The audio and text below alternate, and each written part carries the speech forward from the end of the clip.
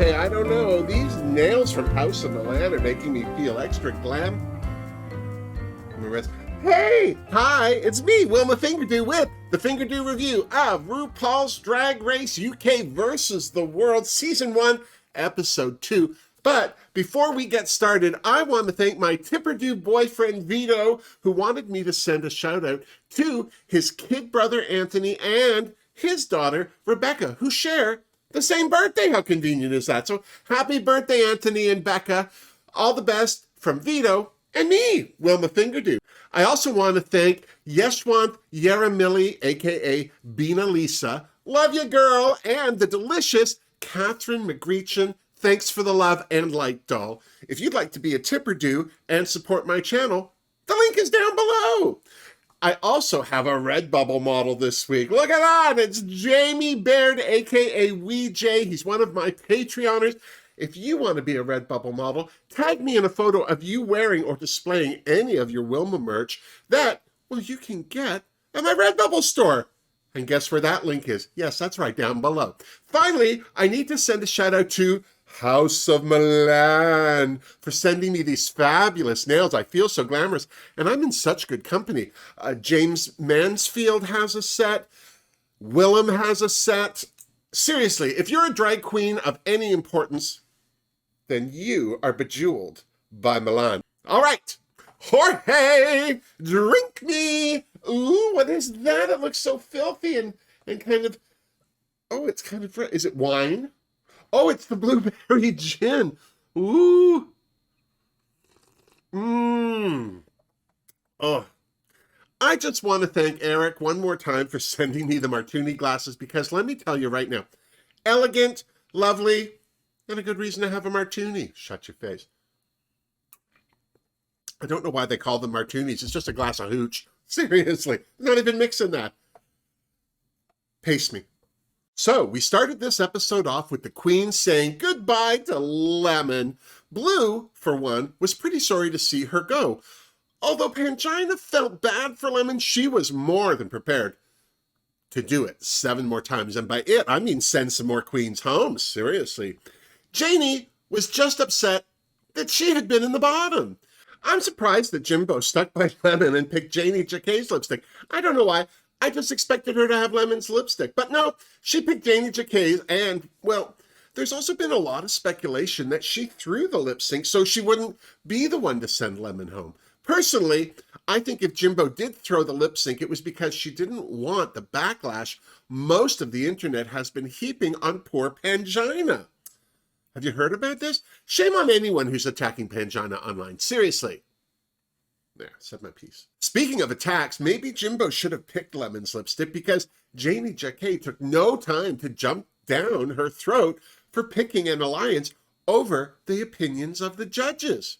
Ah, yes, there's the queen I grew to not care for on Drag Race Holland Season 1. Look at Pangina's face. Even Monique wanted to disappear into the sofa to avoid the rancor between these two queens. At least there's one thing about Jimbo that we learned from her being on Canada's Drag Race Season 1. She's not scared of anyone, and proved it by judging Janie's judgment of her choice. Janie thought her half-assed attempt at a quick change number was original. Well, at least Lemon sang to her own original song and danced a whole lot better while she was at it. Tell me I'm wrong. Hell, even Derek Barry's quick change on the runway went smoother than JJ's. Seriously. God bless Blue, because she asked the question we were all thinking. Did Jimbo throw the lip sync? Jimbo says no. Apparently she's just too clumsy to dance in 9-inch heels. She's not the only one. And with that, the queens de-dragged as amicably as possible. The next day in the workroom, Pangina was proudly sporting her gold Repeater badge. Janie clearly still had a chip on her shoulder. I mean, who are we kidding? She has chips on her shoulder from Drag Race Holland, let's be serious. But this chip belonged to Jimbo, whom she asked, as the only Canadian queen, if she found herself in an elimination again, would she pick a queen to go home based on talent or alliance? Did you like my impression? Jimbo's answer, she was always judging on talent. And I thought the Americans were being shady. Well, that broke the dam. It seemed like all the queens had an opinion of JJ's act. Monique thought her first look in the quick change act made her look like a newbie working a drag brunch. Well, that shut everyone up, well, except for Janie, who said she appreciated that kind of honesty. Well, okay then, because I bet that's not the last honest opinion Monique shares with her. Seriously. Thank God Rue's video message broke it up before it came to blows, and I'm not talking the sexy kind. This was a particularly cryptic message that had more than a few queens thinking they were going to have a ball. Well, and they were right. In fact, Rue said they were having a RuPaul ball. Sounds vivid. The queens would have to serve 3 looks inspired by Mama Rue. Look 1, Kitty Girl. Look 2, Butch Queen. Butch Queen? I thought she said looks inspired by Mama Rue. The third category was You Wear It Well. The queens would have to create a look from scratch that Mama Rue herself would want to wear. So anything then. Baga was thrilled. 2nd episode in and it's a sewing challenge. Is she serious? Shame on her for still not knowing how to sew. Seriously. Jimbo was so excited because, well, she's been a costume designer for 13 years, just like Tempest du Jour. Right away, it was Death Race 2000 as the queens showed their camaraderie by elbowing and clawing their way to whatever bit of sparkle that was catching their eye. They could have used some nails from House of Milan. Baga and Cheryl seemed to be the only ones at a loss. Clearly, Cheryl was as happy for the sewing challenge as Baga. She's a shopper, not a sewer. The proof? She cut her thumb just carrying a pair of scissors. Imagine what would have happened if she had been running. Blue was regretting telling Rue that ball gowns were over in her season now that she had to make one for her. Blue had taken a smart approach to the challenge. She grabbed fabric that wasn't like anything she brought or like anything anyone else was grabbing. Good for you, Blue. Stay original and stay away from the highlighter pens. Seriously. I don't know about you, but Juju grabbed the most boring colors. She grabbed orange, purple, and what looked like beige. The beige was her favorite. Seriously, did that queen forget to pack taste? I'm asking. As the rest of the queens, including Cheryl, got to work, Baga just stood there with a gob on her. She was really in a state over having to sew, and I could see why. Do we all remember her scrubber dress from her season? If you don't, you're lucky. Blue called Baga out on not getting down to it, which is when Baga admitted that she's all about the performing and being on TV. Apparently she's not a fan of the actual work. Monique had heard enough, but because she actually likes Baga, she just told her to get to work. Let's hope Baga doesn't do anything with puffed sleeves. Cheryl seemed to have survived her scissor slashing, but she still had to make an outfit. She told Monique she brought a pattern for a catsuit and a pattern for a dress. As a sewer herself, Monique tried to talk Cheryl out of doing a catsuit because of how difficult it is to get that fit to be puss. How vivid. Keeping the love affair alive, Janie Jacquet asked Jimbo if they were going to see something spectacular from her because, well, she's a designer after all. Because she was sent home on a ball on her season, Jimbo's approach was to keep it simple and to serve a classic silhouette. That's when Rue showed up to check on the Queen's progress. Her first visit was with the UK Queens. First, she asked Baga if she could sew a tube dress. Baga's response was, "I wish it were Snatch Game." So the answer is no. Blue had a design sketch and swatches for an asymmetrical catsuit gown hybrid, which Rue loved. As for Cheryl, dodgy sketch aside, she was going to make a catsuit too. When Rue asked if she could sew, Cheryl said it was like riding a bike. I'm with Blue. I don't think Cheryl's ridden a bike in her life. Seriously. Next up was Team USA, and after complimenting Monique on her original jacket, Rue asked Juju if it was going to be the 4th time lucky for her. And then she laughed. God, Rue can be so mean. Monique's green fabric caught Rue's eye, and she liked her sketch, while the fact that Juju chose stretch fabric seemed to be a plus. Although, Juju was still stressing out about having to sew another dress. Rue assured her that she was back for a reason, and that reason was clearly to serenade Rue with, "Because you love me," and I have it. I don't know what she has, but she should let it go. The solo countries, Canada, Thailand, and Holland, were next for a visit. None of these queens had ever met Ru before, so they were a little gagged for this one-on-one. Ru asked Jimbo how it felt to see Lemon go. Of course, Jimbo was sad that Lemon was eliminated, but she was very happy to now be the only representative for Canada. Jimbo also made Ru laugh when she revealed that her look required a breastplate and a lot of hip padding.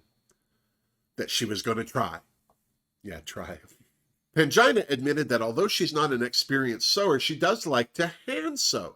Hey, based on how beautiful her costume sketch was, she could use her feet if she wanted, seriously. After their visit, Jimbo got a little emotional over meeting Ru and shared her feelings with Juju, who helped her by hugging it out. While all that was going on, Baga had plonked herself down on a sofa to take a nap. Didn't really last long, though, because she finally bit the bullet, got over her Debbie Downer self, and started pinning fabric together. Finally. Blue, Cheryl, and Juju had an important conversation about gender identification. Blue felt she puts her drag persona first and herself second. I get that, especially when you're starting out. Almost every queen looks disenfranchised out of drag because all their money's going to wigs and costumes. I was surprised to hear that Blue also had body image issues. I'll tell you, no offense to anyone, but it warms my big old moose heart to hear cute, beautiful boys having the same problem I do. See? We're not all that different. Blue then went on to say that the confidence she felt in drag made her start to question her sexuality, and she even wondered if she was a trans woman. Cheryl understood that feeling, especially after performing in drag 6 nights a week. People being more interested in her in drag than out of drag became a constant struggle for her to find her true self. Juju understood as well. Her experience of being fabulous in drag and then going back to her hotel room alone was hard, but she had a great analogy. In or out of drag, it's still the same picture. You're just looking at it at a different angle. Well said, Juju. Seriously.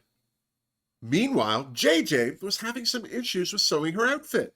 Surprisingly, Monique swooped in to give her some advice, which was to change the fabric she was using to a stretch fabric and make a catsuit. Here's to Monique for sharing the love. And then it was Elimination Day. Baga had finally put something together, thanks to Pangina giving her a few tips. And by a few tips, I mean Pangina did all the sewing, so it seems. Cheryl's catsuit had suffered a few mishaps along the way and was now a short dress. I say dress in the kindest way possible. What it was a hot mess. Well, maybe lukewarm anyway, seriously. Blue was feeling that Jimbo would be the one to beat, but she was worried for both Baga and Cheryl because she didn't want to see either of her sisters going home. And then it was time for the runway. Ru looked springtime fresh in her floral fantasy. Michelle looked so glamorous in her sleek dew and red fantasy, which was also the name of my fringe play. Alan Carr was back looking fabulous in his floral silk jacket, and joining them on the judges panel was the hilarious writer and actor Daisy Mae Cooper. And then it was time for the RuPaul Ball. Category is Kitty Girl. I have to admit, I didn't actually expect people to dress like cats, but then when I saw it, it made more sense. Pangina was first, and if all she did was walk that runway in that big fluffy wrap, it would have been enough. But then she whipped it off, and I gagged. Mostly because that's the most nipples I've ever been face-to-face with, ever. Fingerdoo for Pangina. And yes, big fluffy wrap was my drag queen name in high school. JJ was next, and short of the minimal cat makeup and the unimpressive ears on her head, she looked like she was wearing an Egyptian Halloween costume. Sorry, JJ, but that's a figure don't. I love Cheryl's Persian kitty fantasy. That big pink bow made me think of the kitten Marie in Aristocats, so of course I gave this a Fingerdoo. I have to admit, I like Juju's kitty dress, but not enough to give it a Fingerdoo. Maybe if she'd had better hair, or she'd worn better shoes. Even if she'd gotten rid of the feathers, you could have seen the kitty detail more, but as it was just too basic. Jimbo's Tigger in drag was fun, so I gave her a Fingerdoo. Seriously. Baga's pink and white fantasy was fun, but her dragging her butt across the stage and lifting her leg was more canine than feline. Still, I gave her outfit a Fingerdoo. Blue's Purple Puss Meets Tron fantasy was fun. The costume itself had a lot going on that I didn't quite understand, but she sold the hell out of it, so I gave her a Fingerdoo. I loved Monique's Ode to Luna, and I thought that having that back piece really helped to show off the work that went into it, but it's just too bad that that back piece looks so cheap and badly made. Still, I gave Monique a Fingerdoo. She looked good. The second category was Butch Queen, and when Pangina Hughes came out as Queen Elizabeth hunting ducks, I laughed out loud. I thought she looked fabulous, and I agree. Betty Mountbatten is the butchest queen I've ever seen. Fingerdoo for Pangina. So funny. Janie Jacquet's take on prison trade was cute, and she sold the hell out of it, so Fingerdoo for JJ. I also like Cheryl's motorcycle mama look. She was on fire, literally, so I gave her a Fingerdoo. If I could have slapped Juju through the TV when she stepped onto the runway, I would have. There was nothing about this look that said Butch or Queen to me. What it said was sidewalk sale at the mall. Another Fingerdoo for Juju. Jimbo's attempt to channel Terry Mugler was fun. I liked the whole look, so of course, I gave her a Fingerdoo. I'm still not sure if I like Bagga's Butch Queen look. It was fairly simple and, well, she didn't reinvent any wheels with her hair or her makeup, so I gave her half a Fingerdoo, the dreaded Pinky Doo. Oh, but it looks so good in this House of Milan nail. I absolutely loved Blue's Muscle Mary at the circus look. It ticked all the boxes for me, so I had to give her a Fingerdoo. Well done, Blue. I think Monique Hart had my favorite Butch Queen look of the night, especially after she whipped that lipstick out of her codpiece. Fingerdoo for Monique. Or should it be a finger fist? And then it was time for the dreaded final category. You wear it well. I'm surprised Pangina got her look finished after sewing Bagga's outfit too. My only complaint is that the draping didn't come all the way around to the front because it looked like she forgot to put on a skirt. Still, I gave this look a Fingerdoo. I was surprised at how good JJ looked in her runway, especially after she made those last-minute changes. Fingerdoo for Jamie. Well done, seriously. God bless Cheryl Hole, but when she stepped onto that runway wearing this, I knew she was going home. This was hideous. Period. Fingerdoo! Exclamation point. I have to say, I was pleasantly surprised by how good Juju looked in this outfit. Seriously, why is she wearing that other dreck when she's capable of creating this? Even though she went commando and kept flashing everyone, it was a Fingerdoo for Juju. An X-rated Fingerdoo. Maybe two like that. I didn't hate Jimbo's runway, but I didn't love it. It didn't look like it was sewn very well, but it was far from the worst thing on that stage. So, Fingerdoo for Jimbo. Bagga looked lovely in Pangina's gown, didn't she? It could have been hemmed, but it still looked good enough for a Fingerdoo. Good work for Pangina, seriously. I have to admit, I didn't like Blue's gown as much as I loved her sketch of it, but I didn't hate it either. Fingerdoo for Blue, seriously. I also like the idea of Monique's gown. I just wish she'd sewn it better. Still, it wasn't the worst thing on stage, so I gave her a Fingerdoo. Poor Cheryl. And then it was time for the judges' critiques. Blue Hydrangea and, surprise, surprise, Bag of Chips were safe. So they frigged off to the back of the stage. No one was more surprised than Bagga. Well, okay, maybe Pangina. Speaking of, Pangina was the first to chat with the judges. Everyone loved her kitty girl look, but Daisy Mae gagged for her Butch Queen realness look. Michelle loved her final look, but wished there had been a skirt. Rue agreed. JJ was next. Daisy Mae loved her Butch Queen look, maybe a little too much. Michelle wasn't a fan of the kitty girl look, but thought her final look was the one out of all of them that Rue would wear. Rue agreed. I have to say, I was impressed that JJ told the judges that Monique's advice helped her complete her final look. Here's to JJ. She's either very nice or scared of Monique. I'm just saying. Poor Cheryl was next. Clearly, she was not looking forward to her critique. Michelle wanted to see more of her personality in her kitty girl look, but Daisy Mae disagreed. She thought her kitty girl was cute, and she loved her Butch Queen. But as for her final look, it sounds like it's all the rage in a J.D. Witherspoon's toilet, but Michelle and Alan disagreed, and although Ruth said she may have worn such a thing in her cupcake days, she wouldn't now. Something tells me neither would Cheryl. Well, not again anyway. Juju's runways were a big disappointment to everyone. Michelle even said it was like she hasn't arrived yet, but Ru admitted that she would have worn her final look. Jimbo was a huge hit with the judges. Alan loved all her looks. Daisy May wanted a personal massager, you heard me, designed off her Butch Queen look. I won't tell you why.